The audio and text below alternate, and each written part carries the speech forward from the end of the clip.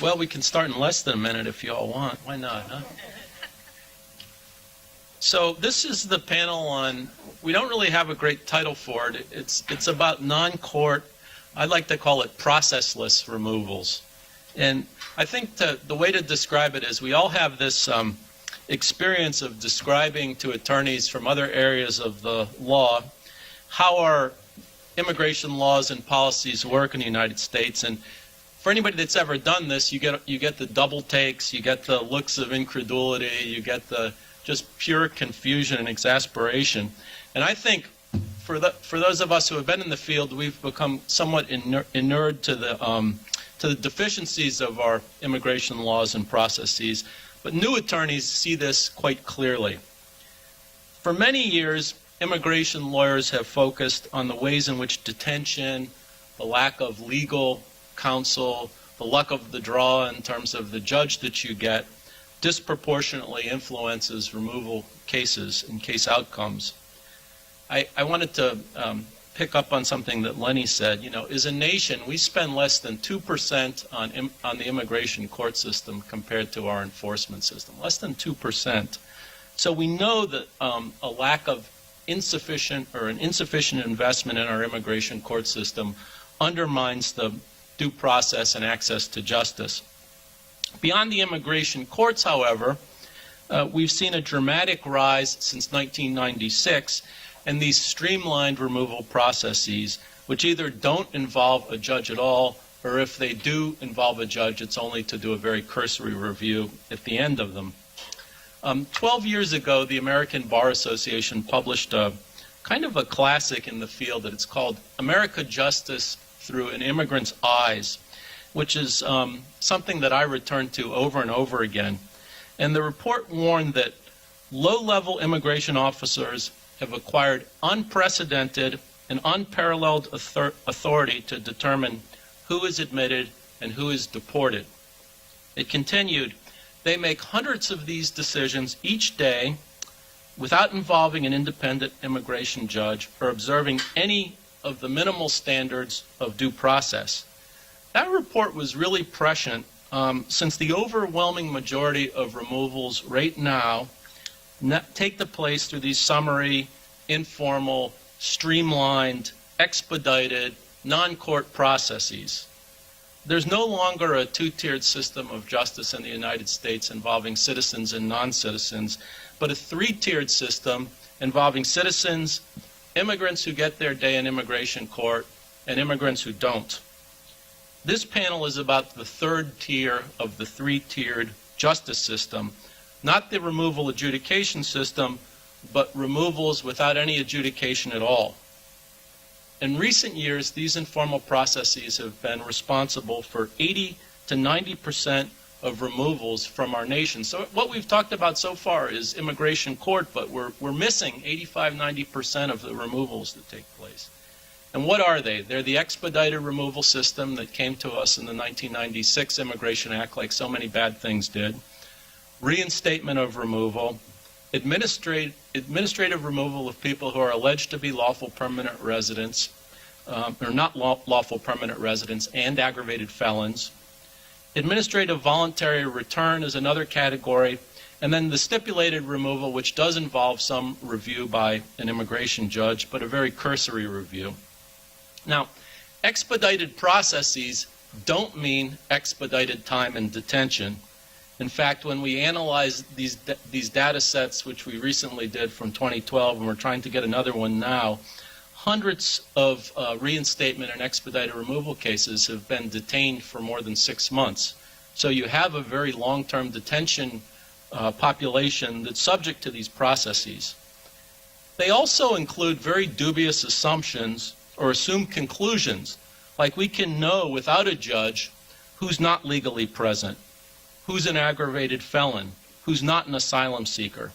In any event, you know, they're insufficient from a due process perspective. Our panelists are going to discuss today the people caught up in these processes, which include asylum seekers, legal residents, people returning to rejoin their families, and others with very strong equities and claims to remain in the United States. And we have a very superb group to talk about these issues. Sarah Mehta is a researcher with the American Civil Liberties Union. She's the lead author of kind of a definitive report on this from 2014, and it's titled American Exile, Rapid Deportations That Bypass the Courtroom. There were copies of the report on the table. They've all been taken, but it is available online, so please look for that and read it. And she's going to provide an overview of these issues and to frame the issue to start with. Meg McCarthy is going to go next. She's the executive director of the National Immigrant Justice Center, and she's the chair of the American Bar Association's Commission on Immigration. She's going to speak to how these processes have denied NIJC's clients their legal rights. Carlos Spector, the attorney from El Paso, couldn't join us today. He was stranded in Houston yesterday and couldn't get up here in time for this event. Michele Pistone, who with Jack Hefner wrote the definitive article on implementation of expedited removal, has kindly agreed to speak in Carlos's stead. And I should mention that Michele is also the co-editor with Jack of our Journal on Migration and Human Security, so we're really happy to have her formally as part of the CMS team. And she's going to speak a little bit about the rationale for expedited removal, what it's meant for the asylum process, and alternatives to these summary processes. We're going to try to speak for shorter periods of time, maybe 12 to 15 minutes each, because we really feel that this is an issue that we need to mobilize around, and we really want to hear from you and get your questions, but also get into dialogue about how we got into this mess where attorneys who are supposed to influence everything in the world actually don't seem to have been at all influential on structuring kind of our removal adjudication system, because there's really no process for most of the removals that are taking place. So let me stop there, and I will editorialize more after the speakers and ask Sarah to speak. Thank you very much, and I'll echo my thanks to the conference organizers and to Dawn in particular, both because I was very flattered to be asked. I'm a huge fan of Dawn's work, but also because, as you mentioned, this is a topic that you don't often see at a due process conference, perhaps because there is no due process, and so there's really not much that these procedures can add to it. But I'm really thrilled that this is part of the conversation, because there's two main reasons it has to be. One, as Dawn's already said, this is the dominant way that people are removed from the United States. You know, it's a minimum 85% of deportation orders each year are going through these processes where someone is ordered removed, not by a judge, not after they've had a hearing, not after they've provided evidence, but in a very, very quick process of paperwork that is done by an officer of the Department of Homeland Security, which is the agency that is also arresting, detaining, prosecuting, charging, removing non-citizens. And I guess the second part of that, which I've sort of hinted at, is that these are deeply, deeply problematic procedures. The processes themselves are just about processing people for the most part. They're incredibly anemic in their substantive and their procedural components. And yet you're still getting the exact same penalties that you would if you had gone through a full hearing where you were able to provide evidence. You get the same penalties, you get a real deportation order, and at the end of it, despite the fact that you think there would be even more risk of error, and there is in a proceeding like this, there is almost no review. It is almost impossible to get before a court to get judicial review, and beyond that, it's very, very difficult, almost impossible to get an order rescinded. So you get all of the penalties that you would get, and yet none of the opportunities to provide any evidence about your claims to enter and remain in the United States. This has only been the landscape for just under 20 years in the United States, and Michele will talk to you about how this is sort of a recent phenomenon. But in those 20 years, and in the years leading up to 96, when most of these procedures were introduced, they were animated by a sense that we've already discussed today, that the judicial system for immigrants is just overloaded. There aren't enough resources, and we need to push things along a little bit by disposing of some of the meritless cases first. And as Dawn has hinted, underlying that assumption are two thoughts. One, that there are a lot of people going through these processes who just clearly don't have any rights. and don't have any claims for relief in the United States. And secondly, that you're going to easily be able to identify who those people are.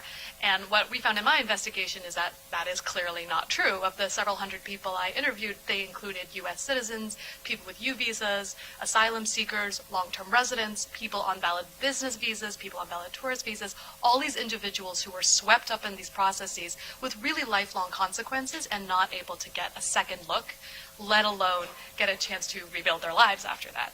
I'm going to very quickly talk about some of the processes just to outline the landscape. The first is, of course, expedited removal, which accounts for around 44% of all removals from the United States each year. It is mainly thought of as a border mechanism because that is where it is most common. It's on the border and at ports of entry. When it was introduced, that's the only place it was. It's been expanded twice in 1997 for people arriving by sea, and then 2004 to the interior. This is a tool that is supposed to be used for people who are arriving non-citizens, who are arriving without prior authorization. As I mentioned, in 2004, it was expanded pretty dramatically into the interior of the United States within 100 miles of the border. Again, it was supposed to only be for people considered to be arriving, and in fact, a notice from DHS announcing the expansion of expedited removal said that DHS officers still had discretion to put Mexicans and Canadian nationals into regular removal proceedings. They didn't need to use expedited removal for this category. That's not what the intention was. As I think most of us know, that is now the overwhelming majority of people in expedited removal are Mexican nationals. I'm not going to talk too much about the asylum part because I know Michelle's going to cover that, but just really quickly, at the time that expedited removal was first sort of flirted with in the 80s and then actually introduced in the 90s, there's always been concern about one particular community who would be harmed by it, and that is asylum seekers, because asylum seekers come to the United States at the border without prior authorization and documentation because they have just, by definition, been fleeing danger and they don't always have prior approval. And there was a lot of very stalwart support for that community, especially from Senators Leahy and Brownback and many others who recognized the real danger to this community that they would be swept up.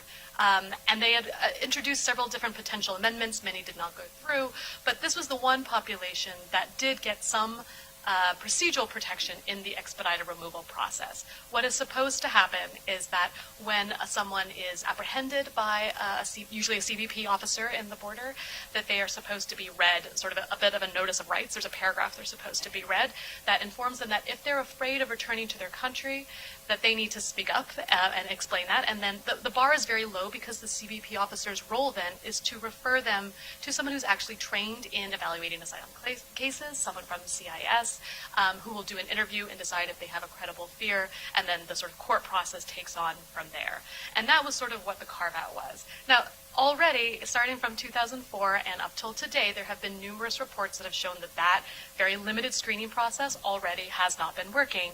I won't go too much into it here, but I would just say, of the 135 people I interviewed from the border area, only a handful said that they had been asked about their fear of returning to their country in a language that they understood, at least. It's possible that they were given a piece of paper to read. Many people I interviewed did not read English, were not literate. It certainly wasn't explained to them. There were at least a dozen people I interviewed who said that they themselves raised their claims to CBP officers. One woman I interviewed who actually already had asylum in the United States and presented herself with her asylum papers. She's transgender. She had just been attacked in Mexico and her breast implants cut out. She presented herself at the border bleeding. All of this is documented by CBP. They nevertheless said that she did not have a fear of returning to Mexico and deported her, where she was trapped into sex trafficking and gang rape for several years, eventually was able to come back to the United States. But there are many more people who, whose cases I documented, individuals I interviewed, who were only able to come back after going through significant violence that was entirely predictable and already reported to CBP at the border. So that's just one area. But as I said, that's not the only group of people who get swept up. That was the predictable group that we do have safeguards for. I interviewed a lot of people who were coming to the United States on lawful business visas, people who had lived in the United States for decades who left for a short period of time, people who had U visas, who also ended up getting swept up and kicked out through expedited removal very quickly, and again, with almost no way of really writing that. I mean, I'm just going to give a couple examples for this because they exemplify the rest of the procedures as well. I won't delay us too much, but one woman I interviewed, Rosalba, is a Mexican national. Her husband has lung cancer, is very old, continues to live in Texas. He's a U.S. citizen, so she would visit him every week, crossing the border, as many people who've lived along the southern border do on a regular basis. She had never overstayed her tourist visa, but a CBP officer didn't believe that she wasn't going to this time and gave her an expedited removal order. And so she wasn't able to travel to see her dying husband, who also obviously could not travel to visit her.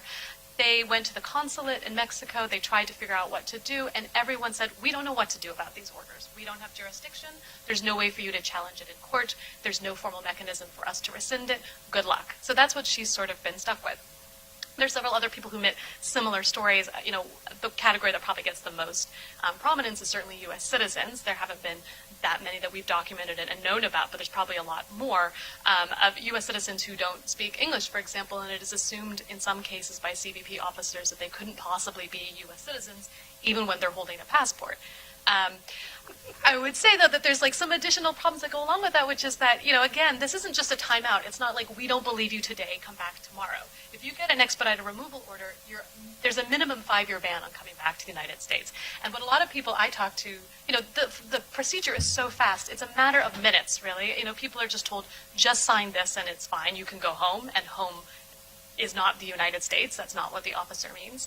And so for those individuals, they don't understand the weight and the gravity of what has just happened to them. So they might come back the next day asking for help, which happened to a couple of U.S. citizens I interviewed. They couldn't believe they would be treated this way by their country. They went back to the border to see another CBP officer, thinking there had just been a mistake, and instead got another deportation order instead of a route to getting some assistance. So, you know, again, these are orders that, as I said, it's a minimum 5-year bar. For people who claim U.S. citizenship, or if the CBP officer thinks that their passport or visa is fraudulent, they can get a lifetime ban at the border. And again, this is a matter of seconds, and their whole lives are really ruined. There is very, very limited ways to get that rescinded or to even address it unless you already are a U.S. citizen or an LPR. And even then, it takes a lawyer and a ton of advocacy and a lot of work. One of the women in my report, Maria, who was a U.S. citizen, took her 10 years to get back into the United States after an expedited removal order and being represented by an attorney. That's how much advocacy it really took. So again, you know, that just sort of lays out some of the landscape for really all of the procedures. You have these very high consequences and these very limited procedures. To go through the other ones really quickly, reinstatement of removal is the second most common. It's about 39–40% of removals each year. And that is not just the border. That is everywhere in the United States. This is an order that you get if you have previously been ordered, deported, and removed from the United States and then returned without authorization. That's really all they have to check for in the checklist, primarily that usually CBP or ICE officers are going through when someone is apprehended at the border. Have they already been deported from the United States? Do they have the right to be here? Again, it's very, very quick, and it is not an opportunity to provide any defenses. The penalties for this are even harsher. You're talking about up to 20 years of a ban on re-entry in the United States if you get reinstatement, up to a lifetime if you have a criminal conviction like an aggravated felony.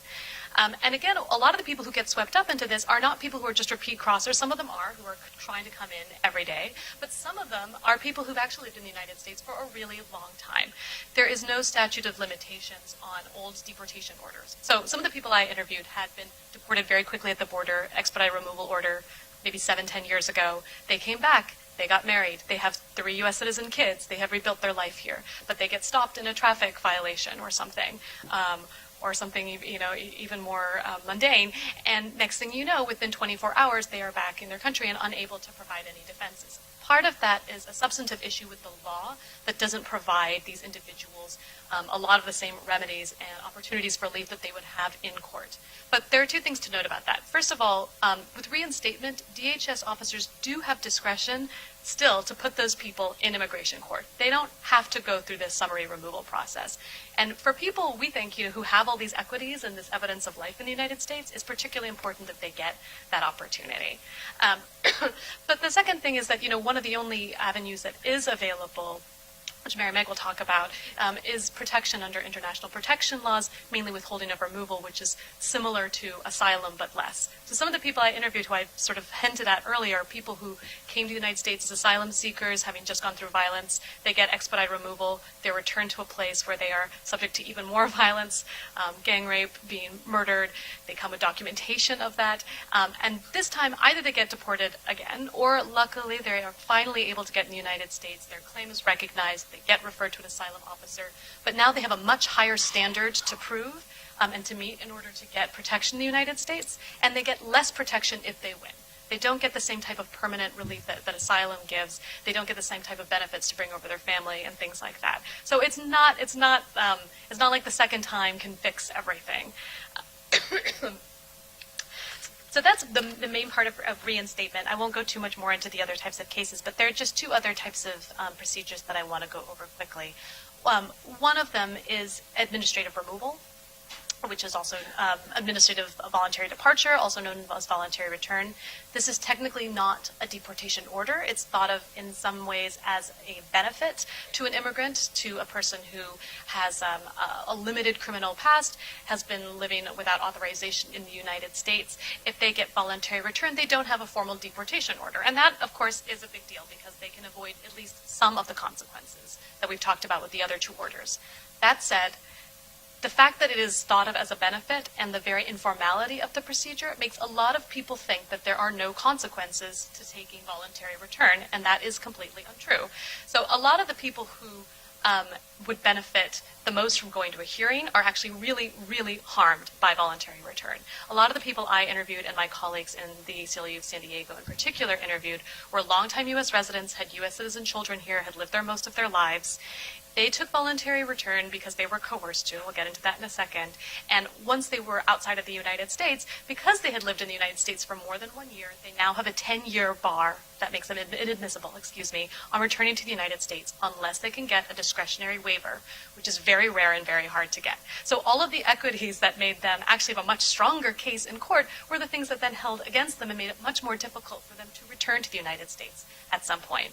The people who I interviewed who were in this situation were not in the border zone. Again, this is like reinstatement. This can happen anywhere in the country. One of them was a person who actually had a U visa. He was lawfully in the United States, and he was picked up in a traffic stop, and a police officer didn't believe the status of his U visa, had him deported, or gave him voluntary return after several hours of interrogation and threatening to charge him with other felonies related to the traffic stop that he had been in, saying that he had been smuggling the other people who were in the car with him.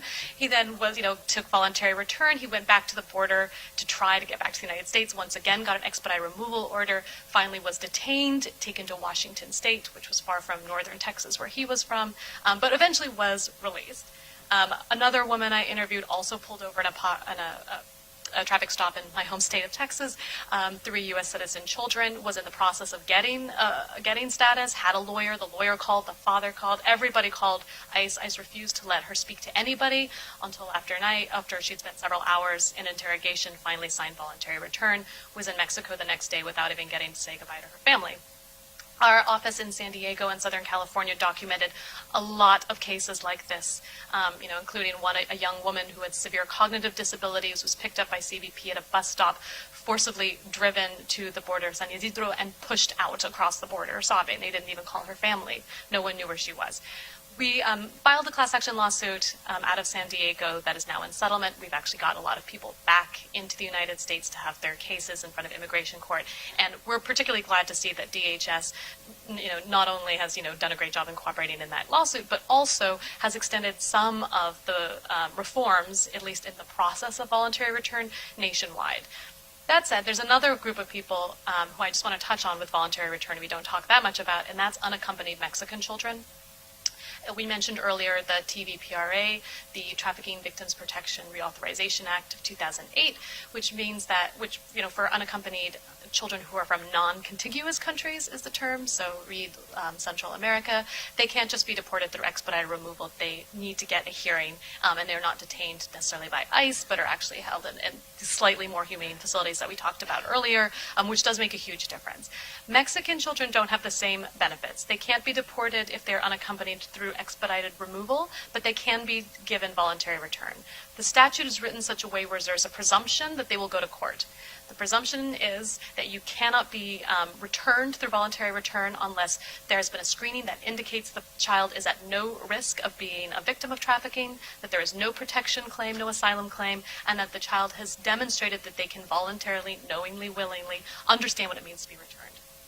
The stats are 95 to 96% of Mexican unaccompanied minors are very quickly returned to Mexico. A report by UNHCR indicated that the reason for that is generally because the screening itself is so formulaic that most children can't understand what it is, that often the CBP officers don't understand the purpose of this, that they don't understand the definition of trafficking, and that they are often more likely to think of the children as participants and the perpetrators of trafficking rather than the victims of it. I interviewed about a dozen Mexican unaccompanied minors in detention in Agua Prieta, and they had been deported just that morning, or voluntarily returned, I should say, and all of them said that they'd been held in a freezing cell overnight, not asked any questions, told they needed to clean up, had abuse yelled at them, threatened, and then told that they just needed to sign something on their way out. So that was what voluntary return looked like to them. The final process that I'll really quickly touch on is administrative removal under 238B.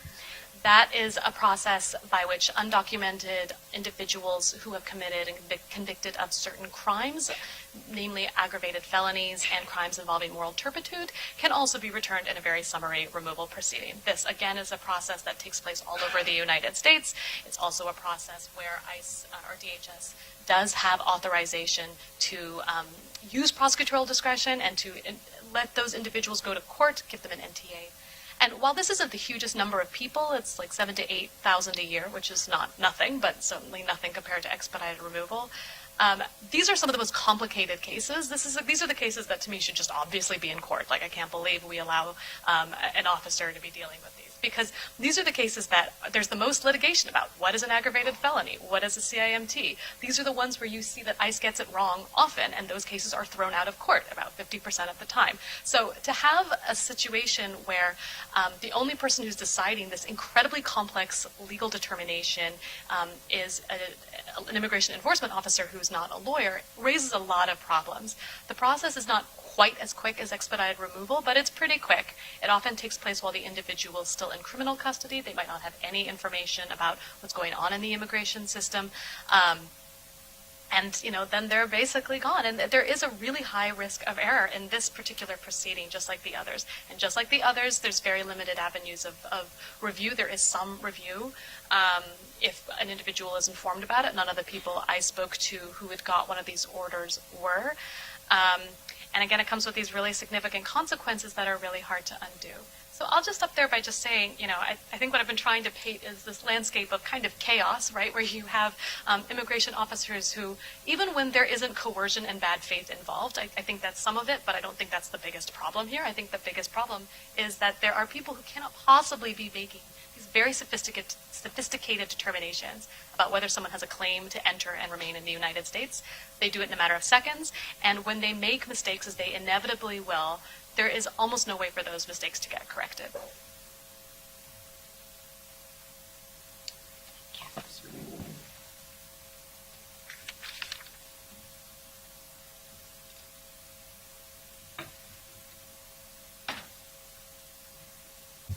Well, thank you. While Rachel's helping me get this set up, I want to thank Cardoso Law School and CMS for this wonderful conference. I'm from Chicago, and it's nice to see snow. We haven't had snow all winter, so this is welcome change here. Don asked me to talk about what we're seeing in the interior, and I just want to follow up on what Sarah said in terms of this expedited removal. Unfortunately, as she mentioned, since 2004, that has moved into the interior. So just a little bit about, let's see, the overview of what I'm going to present today. I thought I'd talk about 5 summary removal processes, 3 of which Sarah had mentioned, and I was going to also talk about the visa waiver pilot program, and then the impact of these summary removals, and then some areas of concern, which I may save to the end. Briefly, the way we see these cases is through our direct legal services. We provide legal representation to individuals who are in the immigration jails. Some of our cases are from jail visits that we've made in California. Some of our cases have come from federal defenders who have been representing people in illegal reentry cases. So it's all very much direct service linked. But then we engage in impact litigation. And my colleagues, who deserve a lot of credit for today's presentation because they've been very involved in litigation, Chuck Roth and Karen Zwick, some of you may know, have really been developing some of the legal theories to challenge these summary removal processes, which I'm going to share with you briefly today, but I'm happy to provide more information or also put you in contact with them if you're finding some of these issues in your practice. So as Sarah said, and as Don said, more than 80, probably 90% of immigrants who were removed without an opportunity to present their case to the immigration judge. And Michele, I think, will talk a little bit more about this, but this has become a very easy way to deport a record number of people and to expeditiously redeport people who are seeking protection or returning to the United States to be with their families. So briefly, the 5 processes I'm going to talk about. 1, expedited removal, which Sarah mentioned, the reinstatement of removals, which I think are just dramatically increasing, especially as we talked a little bit earlier about the in absentia orders. Those people leave, they may not know they had an in absentia order, and when they come back, all of a sudden, they find themselves in reinstatement proceedings. FAROs, we call them, the administrative removal orders. I'm going to illustrate some cases for each one of these, but this is an area that's just very, very troubling, as Sarah mentioned. Stipulated removal orders, which I might say we're seeing fewer and fewer of those types of cases, and I think that has a lot to do with some of the enforcement priorities that we're seeing in terms of the FAROs, which are those with criminal convictions, and then the expedited removal orders and reinstatements, which is the priority on recent arrivals. And then the visa waiver pilot program. And I'll talk a little bit more about that later. So as Sarah said, expedited removal orders have increasingly become the way to remove people from the country. People must be within 2 years of entry by statute. It's limited to non-citizens apprehended within 100 miles of the border and can be issued at ports of entry. 2 cases that I want to talk to you about.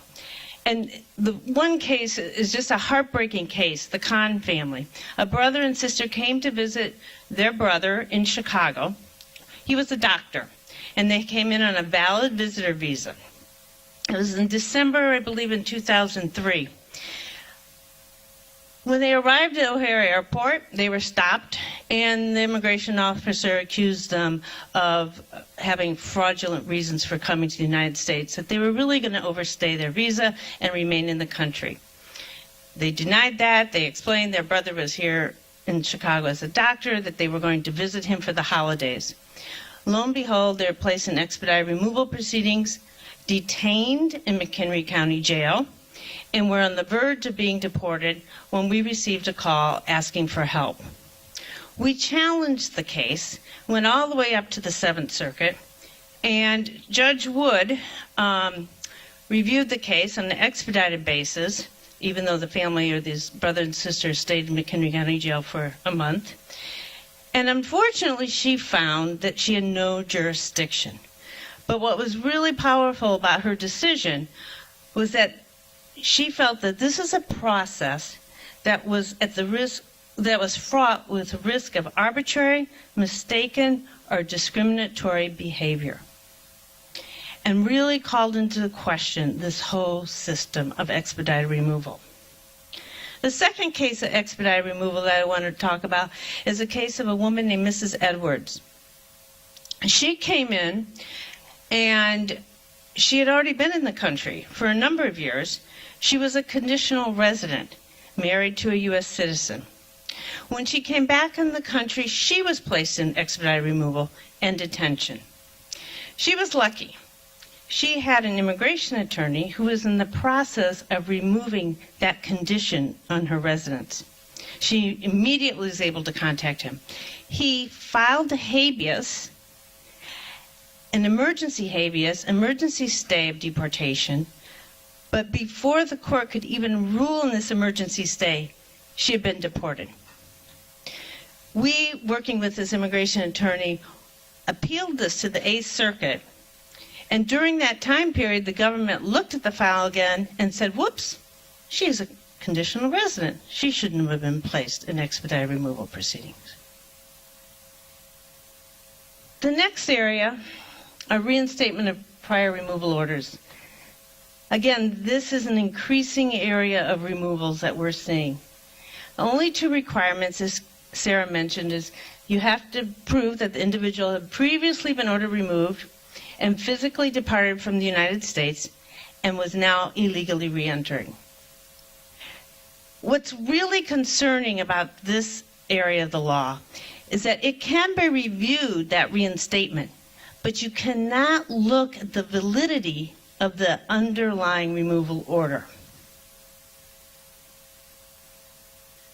So one of the major issues that we've seen in these cases is whether reinstatement bars asylum. The reinstatement statute bars relief but doesn't define relief. The asylum statute guarantees all non-citizens within the U.S. have the right to apply for asylum and doesn't preclude people based on prior orders. This is an area that's currently being litigated in the 3rd, 5th, 9th, and 10th circuits. And if you have any cases where this may be at issue, let us know. There's a lot of briefs on this area. And the case I want to share with you is a case of Mrs. Maldonado, a lesbian woman from El Salvador. She was forced to marry someone to cure her orientation. She fled to the United States, and she was apprehended and given an expedited removal order. She didn't even know she could apply for asylum. She returned to El Salvador and again suffered persecution because of her sexual orientation. When she was arrested upon her second return, the government put her back in reinstatement proceedings. She expressed a fear. Because of expressing a fear, she was then placed in a reasonable fear interview, and she had to show a higher standard than what would she be required to show she could apply for asylum. She passed the reasonable fear interview, but then when she went to the immigration court, the immigration judge found that she didn't meet the higher standard in a withholding of removal case. We filed an appeal to the 9th Circuit, arguing that she should be entitled to seek asylum. And we argued that there was a conflict between the procedures and regulations. The government, after this case was fully briefed, rescinded the expedited removal order, and she was then able to proceed to seek asylum. So what I'm saying is don't give up in these cases, because there is a very strong argument. And as I said, we've outlined it here. And most importantly, principles of international law require access to asylum despite a prior removal order. So to be consistent with international and domestic law, we would argue that even though an individual has a prior removal order and is in reinstatement proceedings, he or she has a right to seek asylum. We have filed a complaint to the Department of Homeland Security outlining some of the exact same issues that Sarah found, as well as a petition for rulemaking with the Department of Homeland Security and Department of Justice asking for modifications to the regs so that individuals can apply for asylum. But hopefully we will see some changes through the courts and litigation in this area. The last point I want to make about administrative advocacy, about reinstatement, is in the administrative advocacy front. As many of you know, the Department of Homeland Security issued new enforcement priorities. Interesting enough, their priorities are people who re-entered after 2014. So Arguably, this opens a possibility for some individuals who re-entered the U.S. after old removal orders. They may be able to obtain forms of relief. Again, this is just something to think about in terms of a legal argument. But let's say someone who came in, has a reinstatement order from prior to 2014. That person may be eligible for DACA 1, of course.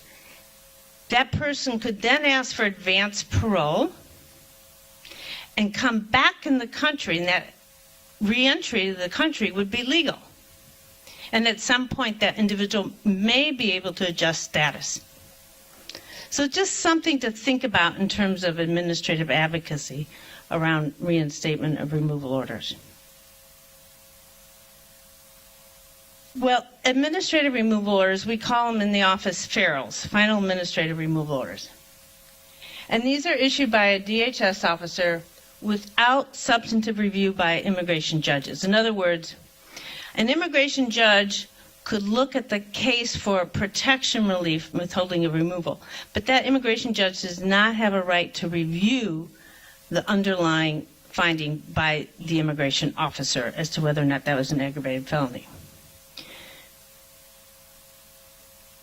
What's interesting in this area, too, and somewhat frightening, is that this applies to all non-citizens other than lawful permanent residents. So this potentially means it could apply to people who are lawfully present in the United States, such as asylees, refugees, conditional residents, DACA individuals, if they've committed an aggravated felony. And of course, the question of what is actually an aggravated felony is a complicated one, as Sarah mentioned. The other legal issue that we've come up against is the issue of exhaustion. An individual has 14 days to challenge that administrative removal order. Now, remember, these people are detained. Most do not have an attorney. Are they clear about what that means to challenge and to appeal that finding? Do they know enough about what constitutes an aggravated felony, much less what is an aggravated felony, to know that that should be something to challenge? No. We filed a lawsuit. Well, let me strike that. We represented a woman, Mrs. Malu, a lesbian from the Democratic Republic of Congo, who was detained and issued a FAROL after the government official erroneously concluded that her conviction of a misdemeanor battery constituted an aggravated felony. She was pro se at the time and didn't challenge in a timely way that FAROL. We took it to the 11th Circuit, and the 11th Circuit said, "Yep, you're too late." However, the 4th and 5th Circuits have come to opposite conclusions, so keep that in mind if you're in this world. The good news for Mrs. Malu was that after we took this case to the Supreme Court, we received a call from the government saying, "Hey, listen, you know what? Let's give her a second chance. We'll let her apply for asylum." So unfortunately, we never got the case and issue resolved. But don't give up. Stipulated removal orders. As I said, we're not seeing as many of these as we did before, but this is where the statute allows immigration judges to enter removal orders on agreement of the parties, even when the non-citizen is unrepresented. The regulations require that an immigration judge make a determination that the waiver is voluntary, knowing, and intelligent before entering the removal order. However, that's all done by paper. The judge never sees the individual. Most non-citizens who accept stipulated removal orders don't speak English, don't have legal representation, and were removable for being present without admission. The case that to this day breaks my heart, and Sarah has it, I believe, in her report, is the case of Mrs. Cardovo Soto, Gabriela. She was a permanent resident, had lived here since infancy. She had a drug conviction, which made her removable, but she would have been eligible for cancellation of removal. Instead, when she was detained, unrepresenting, not knowing of this alternative, the immigration officer said, "Here, sign this. You have a drug conviction. You're going to be deported anyway. Go back to Mexico." She signed it and left her U.S. citizen children, three U.S. citizen children, and her U.S. citizen spouse. She now lives in Mexico. This case continues to be litigated. I think it's gone to the Supreme Court twice. She entered illegally. She was charged with illegal reentry. It's a case where if she had had an attorney or had seen an immigration judge who would have had the duty to inform her of her legal rights, she would not be sitting in Mexico and her family across the border struggling to survive.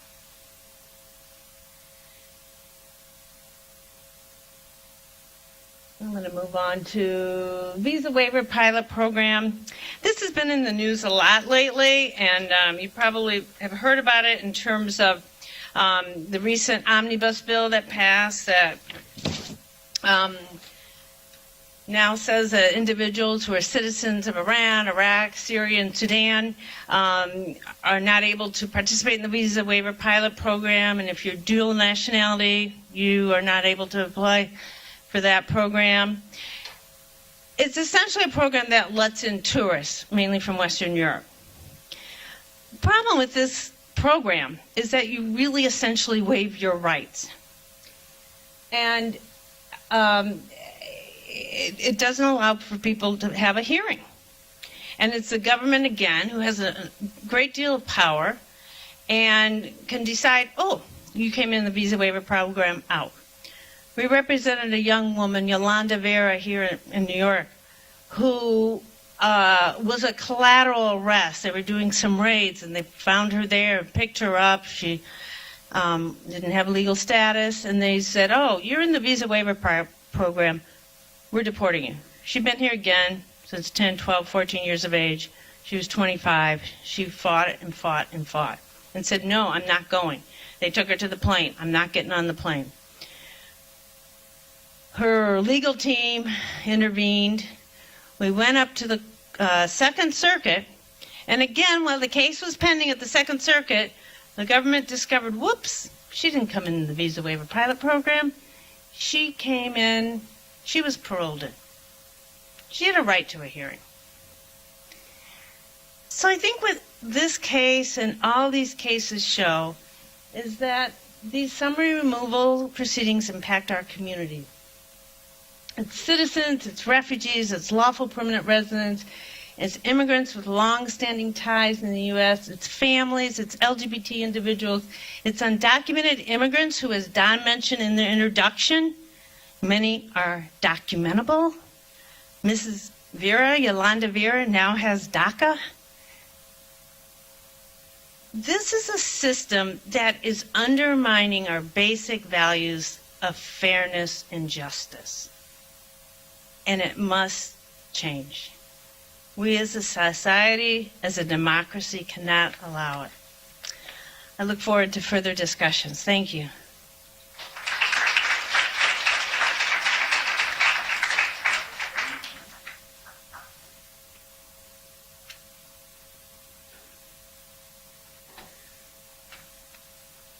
So my job is to talk a little bit historically about the introduction and the adoption of expedited removal, and then to talk a little bit about the problems that I see. So in 1996, 20 years ago, when expedited removal was first enacted, I was the acting legal director at Human Rights First. So I was a lawyer at Wilkie Farr & Gallagher in the telecommunications department. And when Elisa Massimino was going on maternity leave, she asked me if I could take over her position for a few months. And my firm, my law firm, was kind enough to let me do this as a pro bono placement. And so I stepped into this job of being the legal director in the DC Office of Human Rights First, and the bill had already passed the House, and our job was to try to figure out how to make it better in the Senate. And we worked on both the one-year deadline, which when it passed the House, by the way, was 30-day deadline, on asylum applications and on expedited removal. And, so Don asked me last night if I could, to give this talk today. And it was really interesting because we sat in his office thinking about, where did this come from? What were the origins? And so let me just place you back 20 years ago, 1996. So at that time, anyone who entered the country was eligible to go to court for a hearing. Whether they were documented or not, everyone went to court and had an adjudication before a judge. And right around some events that had led up to the 1996 immigration law were there were these big boats of people who had come from both from Haiti and from China. One, which was very famous, was Golden Venture. And it was this gigantic boat that had come into the Long Island Sound or the Atlantic Ocean just short of Long Island, and people had gotten off the boat and come onto the shore. And so there were really these situations where there were emergency immigration situations that the then INS was trying to figure out how to deal with. And expedited removal was one of the ideas that came up during that time of a way to deal with a short-term emergency where there was a big influx of people and the need to adjudicate the cases fast. Right around that same time, there were also a lot of boats coming from Haiti. And it was the same thing. It was the notion was, do we interdict these boats and send them back, or do we figure out a way to process the people who were coming on the boats from Haiti quickly? So expedited removal was an idea born in that era. And there was also at the time a notion that, there weren't as many detention centers. In fact, I remember one of my first asylum case that I ever worked on, my client was from Somalia, and he was detained in a hotel near JFK.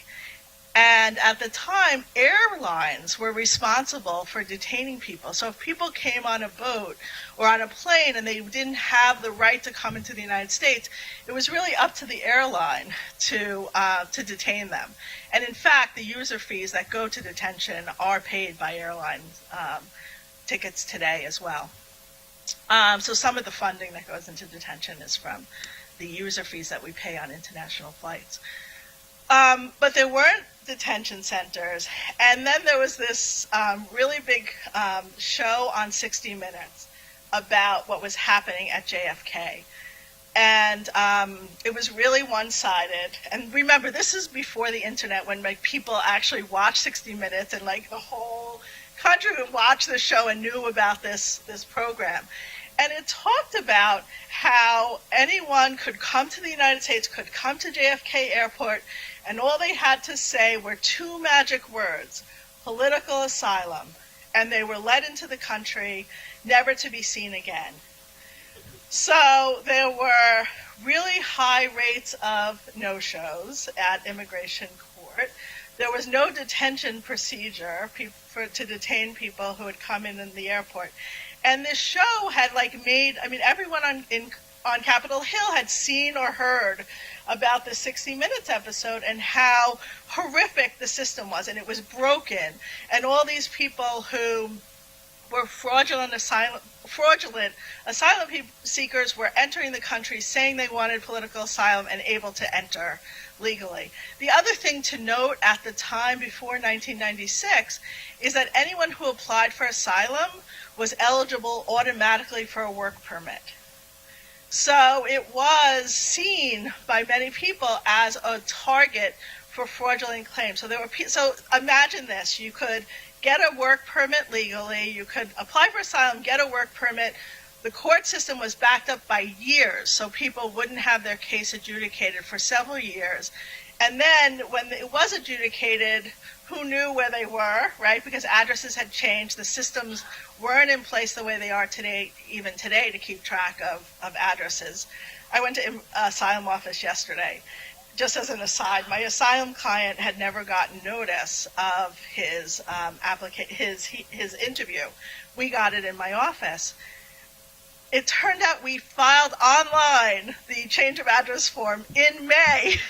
We also followed up with the asylum office to tell him that he had changed his address, and still it wasn't in the system when we went to the desk.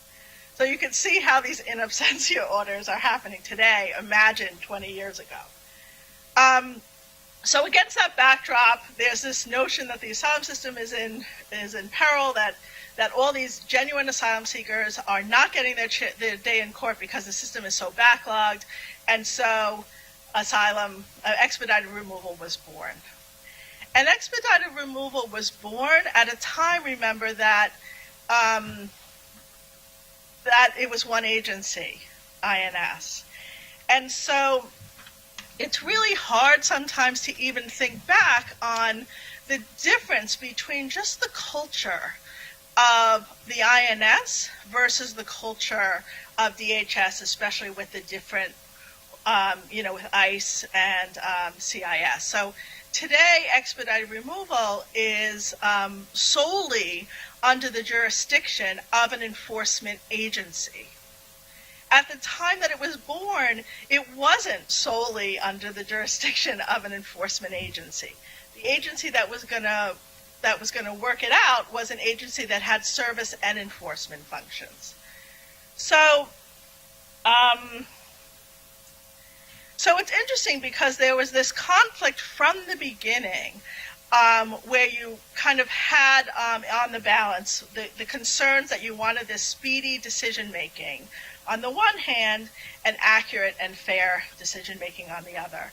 And so at the time, people who were in earnest trying to implement this new system tried really hard to put all these protections in to try to make sure that genuine asylum seekers would be identified. And I say genuine asylum seekers because I must say from my experience, the examples that we heard earlier today about U.S. citizens, children, visa holders, that was never part of the equation. Like, no one ever thought that those people would get caught up in expedited removal or any of these summary things. It was really people who were coming to the border without proper travel documents, people who didn't have visas or who had destroyed their passports. They didn't have any identity documents, and we needed to figure out how to deal with them. And so the protections that were put in place were, and we worked hard on this, I remember, going to several meetings at INS, just trying to convince them that we need officers at the border to tell people that they have a right to apply for asylum. And while they wouldn't allow the word asylum to be put in the 3 questions, one of the protections is that there are 3 questions and a little explanation about fear that are on the worksheet. And the requirement is that officers read that paragraph that Sarah referred to and then ask these 3 fear questions. I think of all the protections that were put into place, that was one of the most, the one that we had the most, kind of confidence in. So we thought if the officers are working from this form, they're going to have to ask those questions. They're going to have to read. At least applicants, at least a little, will need to know about fear and their right to kind of apply for asylum. So it's interesting. Last night when I got back from Don's office, I went back to an article written by David Martin, Professor David Martin. He wrote an article a few years after the implementation of expedited removal called 2 Cheers for Expedited Removal. And I thought, let me see what he said. Why was he so positive about it at the time? And he said, owing to certain important decisions made in implementing expedited removal, and because its key provisions are administered by well-trained asylum officers, people who do claim asylum at our ports of entry manage in major proportions to make it through to a full adversarial hearing before an immigration judge. For this group, then, essentially the same process as was used before 1996 amendments winds up being employed to determine the ultimate merits of the case.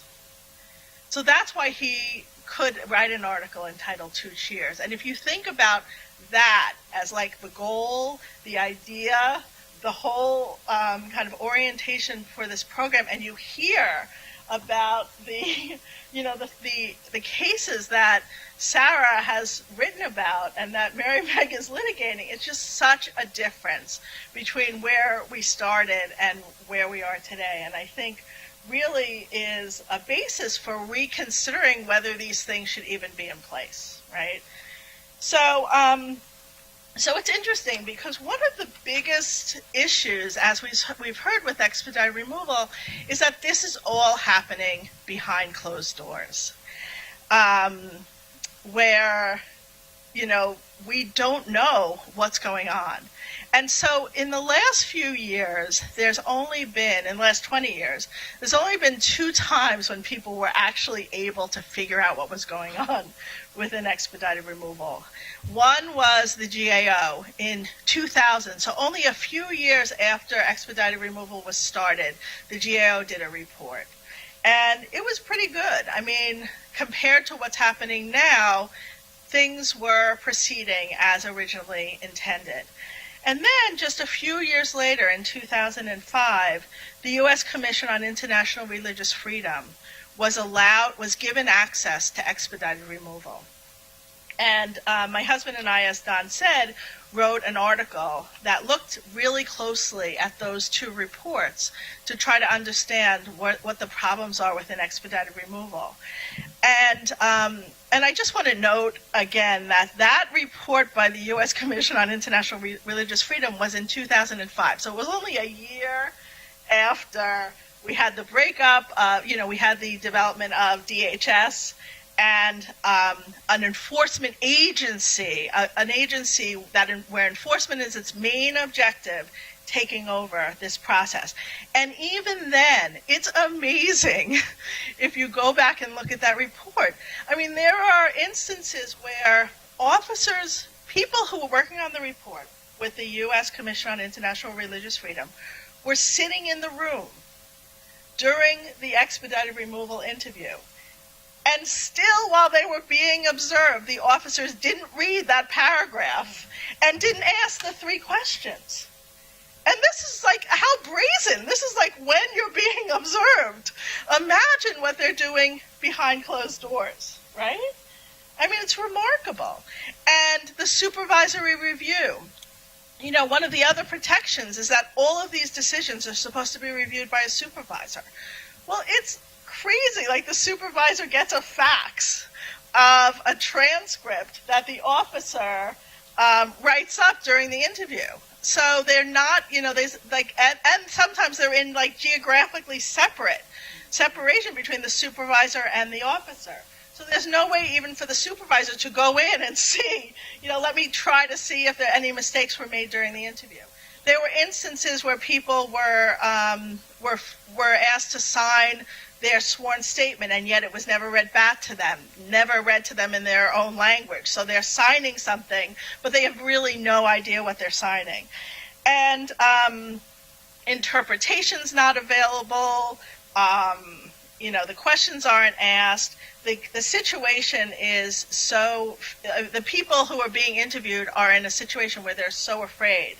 Right, so you have PTSD, you have people who are suffering from PTSD, people who are afraid, people who are being interviewed in close proximity to others who were involved. So I have a client, for example, who was trafficked into the United States. He was forced to carry drugs into the United States by a gang in Central America. So he's with someone from the gang as they're being interviewed. Like, there's no way that he's going to say he's afraid to go back. And so there's just so many complications that make it really hard to even get to the truth. Plus, there's a culture that really doesn't care about getting to the truth. And so when I think about that in connection with some of the things that we heard today, like Eleanor Acer said that now they're even doing credible fear interviews by telephone. It just seems that we've moved so far from where we were initially with expedited removal, and that it's time, I think, for us to rethink what's happening here and try to come up with viable solutions, because I don't see this getting better, and I just see it getting so much worse. I mean, it's only been 20 years. So I'll stop there and then we'll.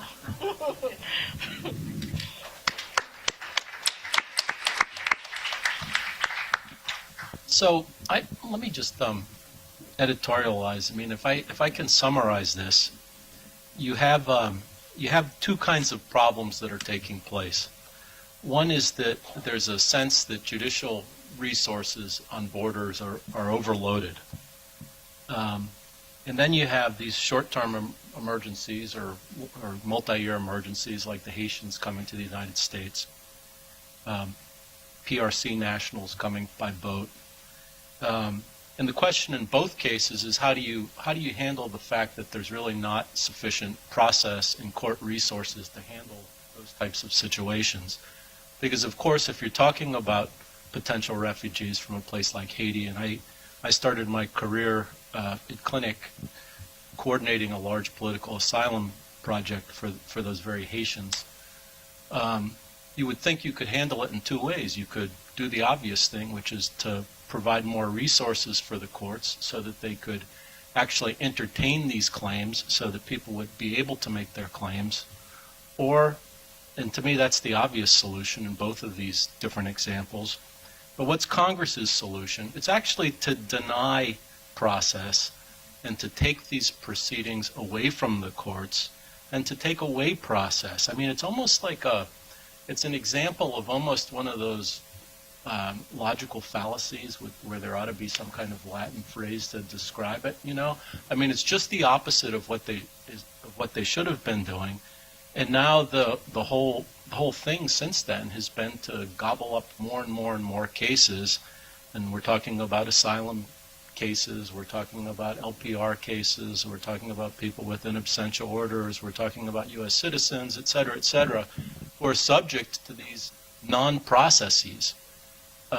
So like I kind of, anyway, get back to my original thing. I don't understand why everybody doesn't get removal proceedings. I mean, it's the way it used to work.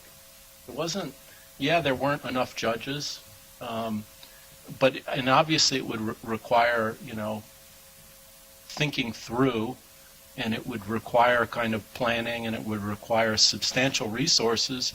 But the truth is we spend $19 billion a year on just CBP and ICE right now versus $350 million on EOIR.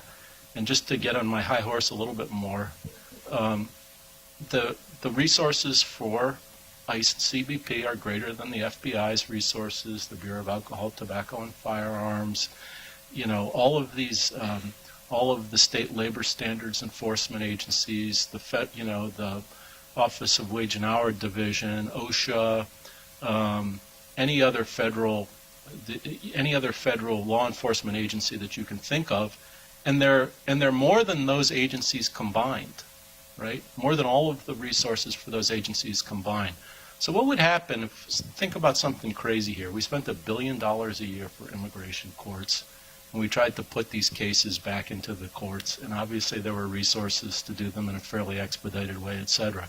I mean, I don't know why, as lawyers, we're not talking about that and thinking about it, knowing that the political environment's terrible, but it's really kind of incumbent on us to start thinking like that, because the trajectory in this thing is all wrong, it seems to me, from a due process, access to justice perspective. And that wasn't really a question, but maybe I'd ask you all to respond to that, or kind of agree with it, disagree with it. I agree. Yeah. Is it wildly unrealistic? Of course it is at this point, but is it the kind of thing that the organized bar ought to be working towards, and thinking about and talking about? And I think that there are possibilities there. So I recall that one of the things that we were talking about 20 years ago was, for example, creating courts at airports.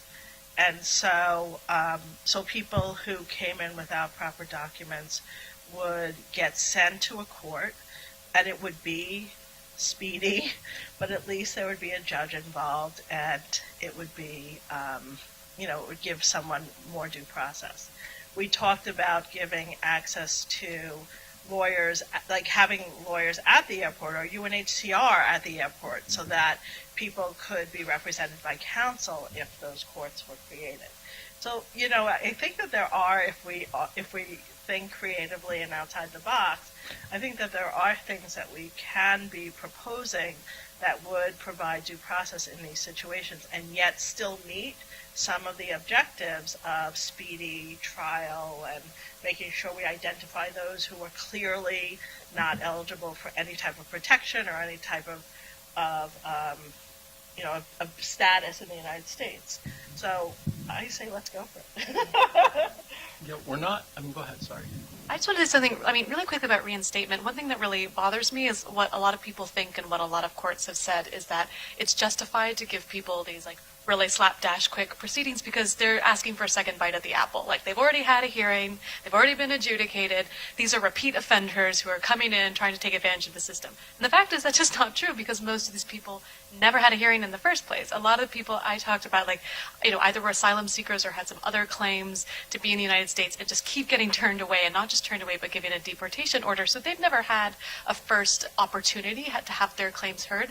And I think from the sort of efficiency perspective that we're sort of forced into thinking these days, it really matters because one of the justifications for expedited removal and reinstatement that DHS often gives is that it's part of what they call their consequence delivery system, which is part of the deterrence conversation that we had earlier today, where now DHS wants to give people who would at the border just have been turned away in the past a formal deportation order, criminal prosecution, and lateral removals, which means that they're not just sent across the border, but sent to a very far place across the border, where they're often deported to incredibly dangerous places, where they get attacked by gangs at night, where they have no resources, and the idea being that it won't be easy for them to just return back and forth on a regular basis. And that's an explicit program that DHS has. And I think we've talked earlier that deterrence is not something that's easy to measure. Certainly what I see are people who have genuine claims and ties to the United States who they're going to come back because they have their children here and they don't care.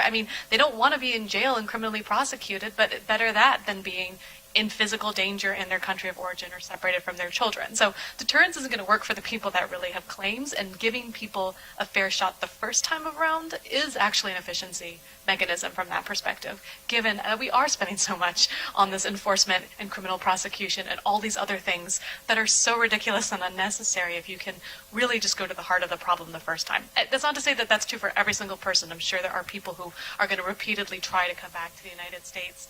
But there are a lot of people who really do have claims, and we could just help them out the first time. Why don't we take questions, and they can be technical questions about these procedures, they can be policy questions, they can be comments, whatever, please. Hi, Phyllis. Hi.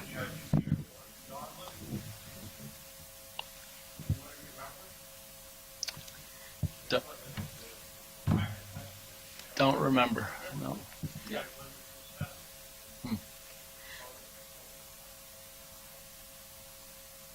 Thank you. I want to remain unnamed, but I just wanted to add to Michelle's presentation of the history, I think, some important information for some of the younger folks, that all this was happening during a time of really unprecedented collaboration between the government and NGOs, and during a time when actually, in collaboration, the government and the NGOs were able to fix the asylum program with new regulations, which involved a unusual compromise of eliminating work authorization upon application, which was controversial but which held for a long time.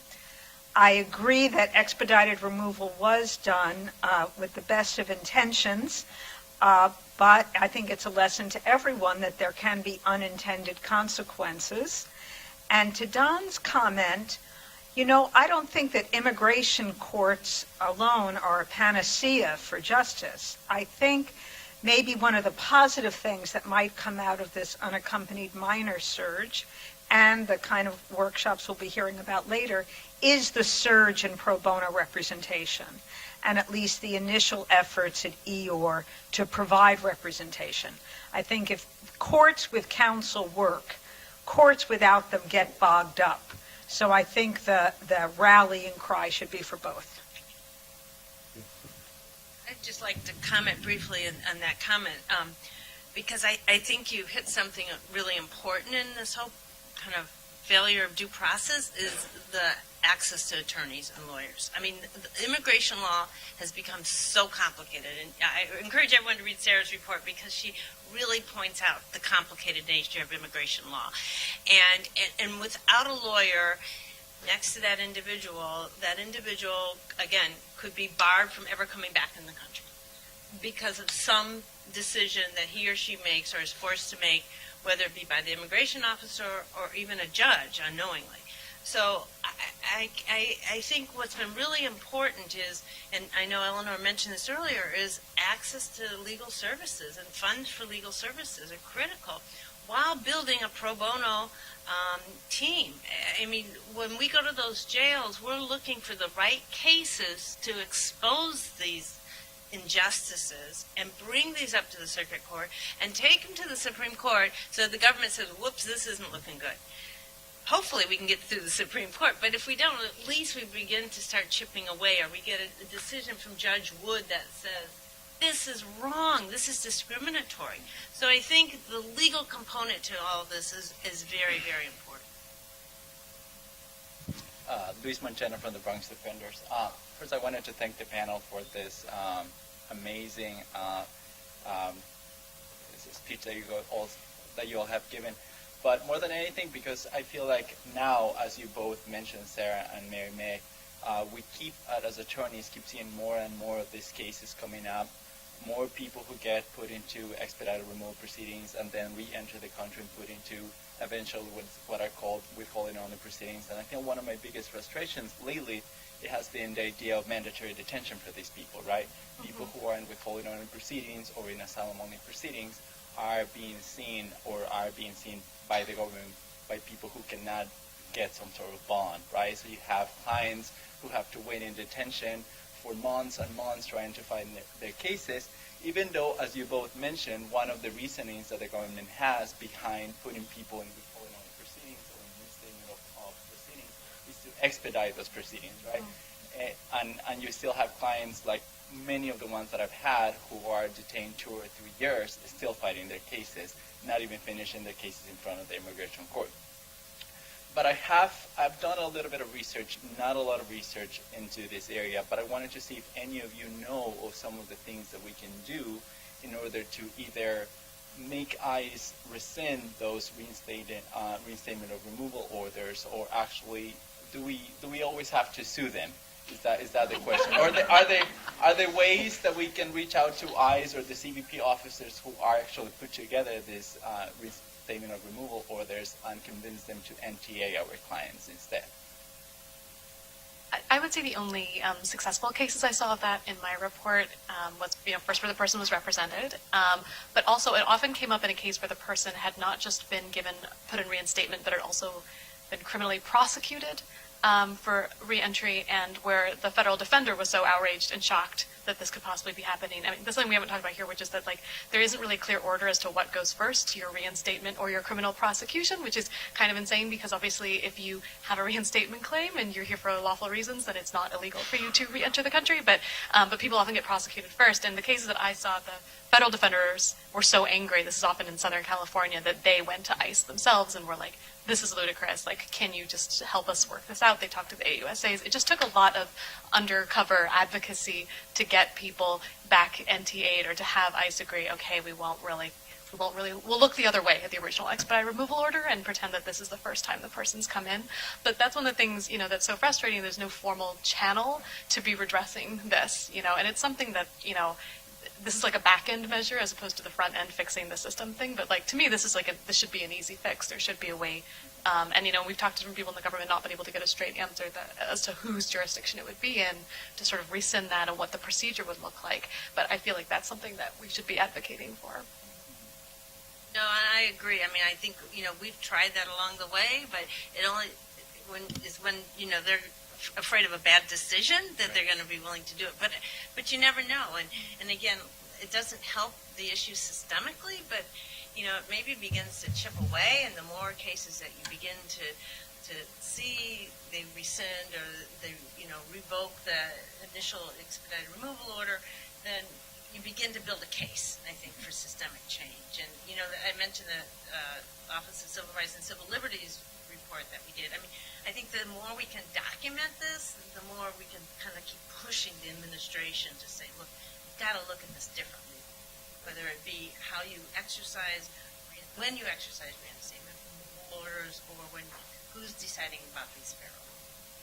Just a quick follow-up. When you're going to federal court to try to sue ICE for putting people in withholding only proceedings or for not giving them the opportunity to have asylum proceedings, or just asylum, that's for asylum, are you doing an mandamus? Is that what you're doing? No, it's at the circuit court. So it's so let's say you get a reasonable fear interview, you pass the reasonable fear interview, then you go to the immigration judge and you present your case for withholding of removal, and at that point you preserve your argument for the right to asylum. So and you after advocate for losing asylum. in front of the BIA, let's say, then you go to the exactly. circuit. Then you go up to the circuit court, but you've got to do it at the administrative level. That argument for the right to sue. Perfect. Thank you.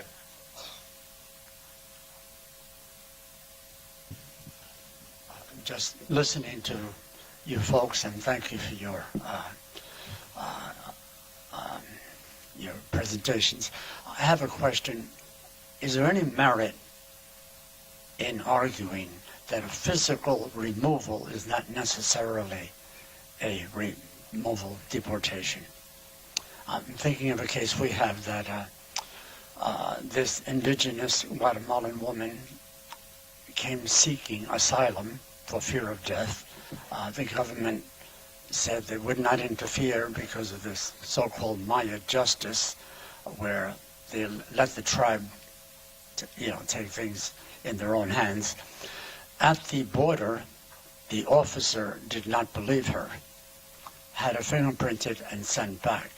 She immediately came back, and when we finally went to court, argued that it was not a real deportation, because DHS was saying that case history is against asking for asylum after a deportation.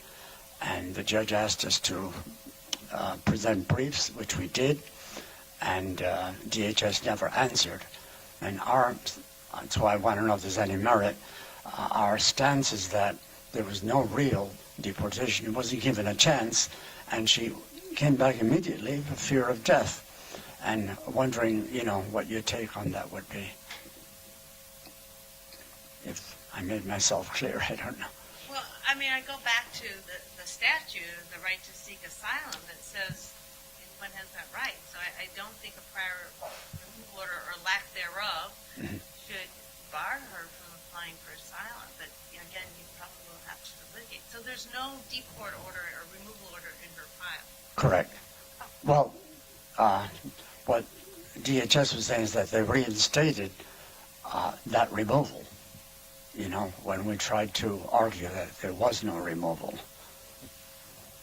Right, so this is what happens when people get put in, withholding only proceedings, right? Sorry? So people who are removed under expedited removal, if they come back to the country, they're put into withholding only proceedings. We're Right. seeing it a lot in the immigration courts in York, Pennsylvania, and Berks, where people are put into withholding only proceedings, and they never have a chance to apply for asylum because they weren't given the credible fear because of some screw up at the border. Then they come back, they've already been removed, Right. so now they can't apply for asylum. I have had problems with that since the beginning, but I don't know a strategy. But I think I like your strategy of just saying, you have a right to apply for asylum under international treaties. And if administratively there was a problem with the implementation of something, and that implementation prevented you from having the right for exercising your right, then give me the right today, because now I'm in the proper place. Okay. But I can give you their names, but some of the attorneys I interviewed in Texas made the argument that the government hadn't met its burden of proof on the removal by showing that there was no evidence that the person had physically been removed, and that's what they need for the reinstatement, right? So I don't know what evidence they're like. I don't know if the person actually. I think in a couple of the cases, the person really hadn't been removed. They they never perfected the deportation. Right. But either way, if they don't have evidence that they did, that's one of their checklist things, right? In order for them to be under that statute. So I can give you their contact information. And I would also argue change circumstances. I mean, I assume she went back to Guatemala but couldn't live there safely. Right. So the circumstances changed, so now she has a right to seek asylum. Okay, So I Thank think you. you have a lot of good arguments. Preserve it. thank you. Hi, I want to commend all of you, Don and the speakers, for coming forward with this panel. I think it's super important in the context of a due process conference because this problem and the unreviewability of a lot of these decisions really are the black hole of due process that have such a huge impact on people and don't get the scrutiny of the light of day that they should have. But what I think it points up is the problem that exists now, especially since the agency has changed from the old INS to the structural divisions that we have right now. Having been around at the time that Michele was describing 20 years ago and the rollout of the expedited removal process, I'm not talking about the compromises that happened in Congress or with the one-year deadline, but I really believe that the people in asylum headquarters who worked on the 3 questions and the way that was supposed to work, they really thought this was the safeguard that was going to protect those people. Expedited removal is coming, like it or not, but this is how it's going to work. And they were so clear and so plain and so careful in drafting those questions and training the officers about how they were supposed to be implemented. But right away, even before the agency changed, what we saw was the breakdown between CBP and the people in asylum headquarters, where in the field the theory is those people don't know what they're doing, and it worked differently on the border and at the ports of entry than it was designed to work. And we've all seen the people who say they were never asked or they were coerced, or like one of my clients was told, if you insist on saying that, you're going to the really big prison. And the outright lies, 6-year-olds who it says on their border statement, they said they're coming to work. And we see this over and over and over and over. And to Don's point about getting judges, well, that only helps if you can get behind what these statements say and the written down answers to the questions that were never asked or never made up. But now that we have the agencies different, I think there's a problem between CBP and the asylum office people who are still trying to train, albeit not often enough. They still believe in the 3 questions. They still think the process works, and they're still trying to get those officers to do the right thing. But much as the example of the Religious Commission example, I had the opportunity, Mary Meg might have even been there, to tour the port of entry in San Diego with the ABA Commission some years ago. They know it's a group of lawyers and judges, and they're taking us around on a tour, and they said the CBP officers were bragging to us about how they break Somalians in expedited removal, how they're holding them for 48 or 72 hours because they know that if they keep them there long enough and they ask questions enough, that they'll give up and abandon their claims. And we said, what about the 3 questions? And they literally said, excuse my language, but they said, yeah, those asylum officers come down here and they're talking to us about it, but they're a pain in the ass, they said. They don't know how it really is on the border. They don't know about the real world. We, CBP, we're the ones who know. We're on the front lines, and we have to do it the way we see it. So I just want to flag, as we're talking about what to do and how to do it, that the law can be whatever it is, and you can have all the lawyers in the world, but this issue on the front line of the tension between management and the line and one agency and another, I think is really fundamental to solving the problem, and I just want to see if people want to react to that. I think we're very interested in this problem, and what I think is that we haven't first of all, I mean, we're just documenting things like what these processes are, and the percentage of cases that are subject to these processes. We haven't really been very proactive in terms of basically coming up with proposals on how it ought to work and what the systemic problems are to making it work. And of course, I would disagree with that person who spoke earlier, who will go nameless, on the need for, appointed counsel as well as court resources and putting people in removal proceedings who aren't right now. But that whole dynamic, that whole DHS dynamic, is a whole other thing that needs to be looked at. But I haven't quite seen the report that puts all this out there from the organized bar in a way that it needs to be put out there, and it's really pushed and made like, we're all ABA people, but really made an ABA priority in the way that things used to be ABA priorities, where their presidents and their senior people were pushing them to high-level people, Janet Reno and people like that. So I guess I'm not disappointed in the bar. I'm just thinking, why in the hell have we put up with this? Really, and why don't we have kind of solutions and reports that are kind of unified and going back and saying this isn't the way it should work? To all those great lawyers in Congress too. Right. Well, one big problem is if you don't get into expedited removal and people are removed, you don't have access to the stories the same way that you have That's the part chance of to the intervene. that's part of the ask. So right? one thing to ask is that the interviews be audio taped, right? And that we get access to the audio tapes. I mean, it's such an easy thing. The technology is there. It's simple. It's like relatively cost-free.